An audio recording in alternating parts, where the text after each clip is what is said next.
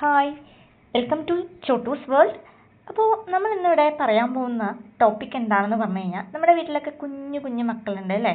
അപ്പോൾ ഈ കുഞ്ഞു മക്കളുടെ ബുദ്ധിയും അതുപോലെ ഓർമ്മശക്തിയും ശ്രദ്ധ അങ്ങനെയുള്ള കാര്യങ്ങളൊക്കെ വർദ്ധിപ്പിക്കാൻ എങ്ങനെ സഹായിക്കാം, എന്തൊക്കെ മെത്തേഡ് യൂസ് ചെയ്ത് നമുക്ക് അതിനെ പ്രാപ്തരാക്കാം എന്നുള്ളതിനെ കുറിച്ചിട്ടാണ് കേട്ടോ നമ്മൾ ഇന്നിവിടെ പറയാൻ പോകുന്നത്. അപ്പോൾ key methods for kids brain development എന്ന് പറയും. മലയാളത്തിൽ കുട്ടികളുടെ ബുദ്ധിയും ഓർമ്മശക്തിയും ശ്രദ്ധയും വർദ്ധിപ്പിക്കാൻ സഹായിക്കുന്ന മാർഗങ്ങൾ. വളരെ കുഞ്ഞു കാര്യങ്ങളൊക്കെയാണ് കേട്ടോ, ഇപ്പോൾ വലിയ കാര്യങ്ങളൊന്നും അല്ല. അപ്പോൾ ഓരോ കുട്ടികളും ഓരോ പോലെ ആയിരിക്കും, അത് നമുക്കറിയാവുന്ന കേസാണ് അല്ലേ? അപ്പോൾ അവിടെ എന്തൊക്കെയാണ് നമ്മൾ കൂടുതലായിട്ട് ചെയ്യേണ്ടതെന്നാണ് നമ്മളിന്ന് നോക്കാൻ പോകുന്നത്. അപ്പോൾ നോക്കിയേ, ഓരോ കുട്ടിയും വ്യത്യസ്തരാണ്. അതിനാൽ ഒരിക്കലും കുട്ടികളെ തമ്മിൽ നമ്മൾ താരതമ്യപ്പെടുത്തരുത്. ചില കുട്ടികൾ കുട്ടിക്കാലത്ത് തന്നെ അച്ചടക്കമുള്ളവരായിരിക്കും, ചിലരാകട്ടെ അടങ്ങിയിരിക്കാത്തവരും, അതായത് നമ്മളുടെ വികൃതി കുട്ടികൾ.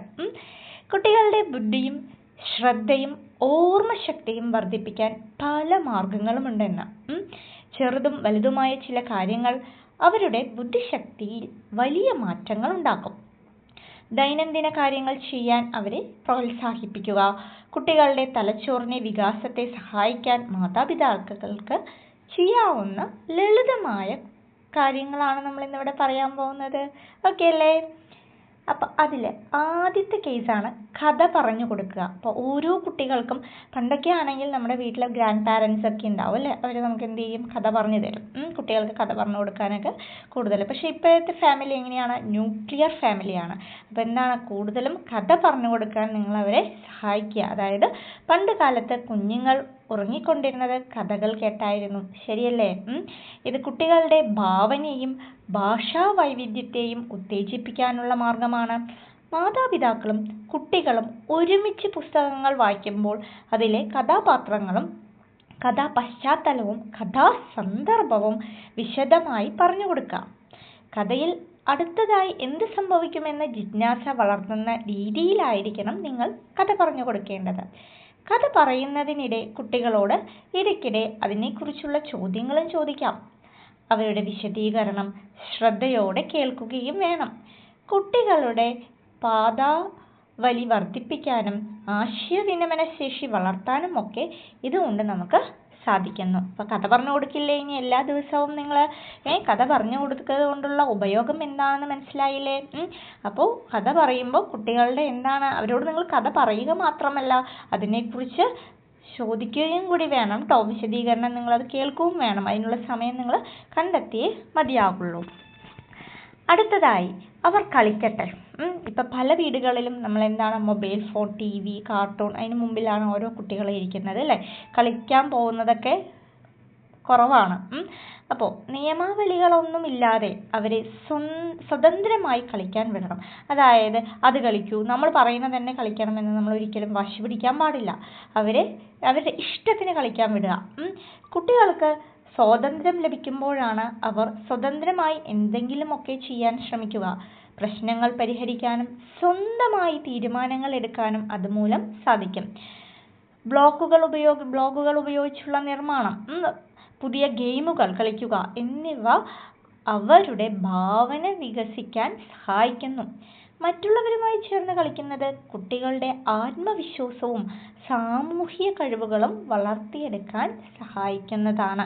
അതായത് ഒരു വീട്ടിൽ ഒരു റൂമിൽ ഒരു കുട്ടി ഇരുന്ന് കളിക്കുന്നതും കുറേ കുട്ടികൾ ചേർന്ന് കളിക്കുമ്പോൾ ഉള്ള അവരുടെ കാര്യങ്ങൾ ഡിഫറൻ്റ് ആയിരിക്കും അല്ലേ? അപ്പോൾ നോക്കിയേ, നിങ്ങൾ നന്നായി അവരെ കളിക്കാൻ വിടുക.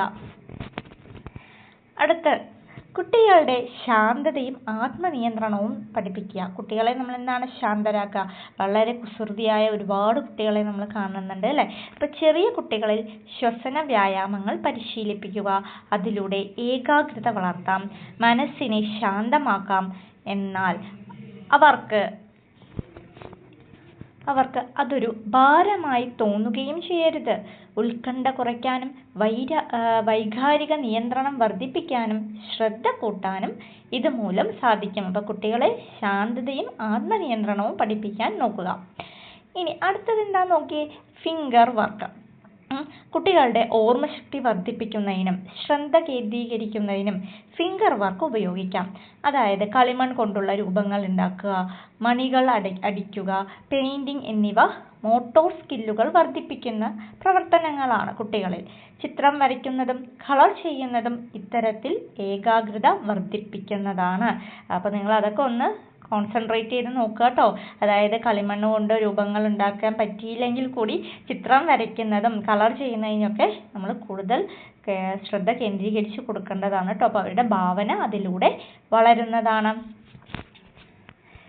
അടുത്തതായി വികാരങ്ങൾ മനസ്സിലാക്കുക. ഓരോ കുട്ടികളും ഞാൻ പറയുമ്പോൾ തന്നെ പറഞ്ഞു, സ്റ്റാർട്ട് ചെയ്യുമ്പോഴുള്ളത് തന്നെയാണ്. അതായത് ഓരോ വികാരങ്ങൾക്കുള്ളതിലായിരിക്കും അല്ലേ. അപ്പോൾ വികാരങ്ങൾ തിരിച്ചറിയാനും സംസാരിക്കാനും പഠിക്കുന്ന തലച്ചോറിൻ്റെ വികാസനത്തിന് നിർണായക ഭാഗമാണ്.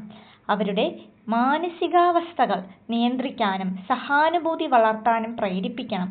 ദേഷ്യം കുറയ്ക്കാൻ പഠിപ്പിക്കണം.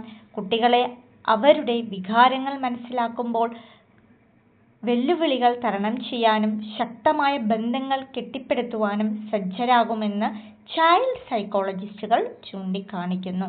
അപ്പോൾ ഇത്രയും കുറച്ച് കാര്യങ്ങളെ നമ്മളിന്ന് പറഞ്ഞിട്ടുള്ളൂ അല്ലേ. അപ്പോൾ ഇത്രയും കാര്യങ്ങളൊക്കെ ഒന്ന് നന്നായി നോക്കി പോവുക കേട്ടോ കുട്ടികൾക്ക് വേണ്ടിയിട്ട്.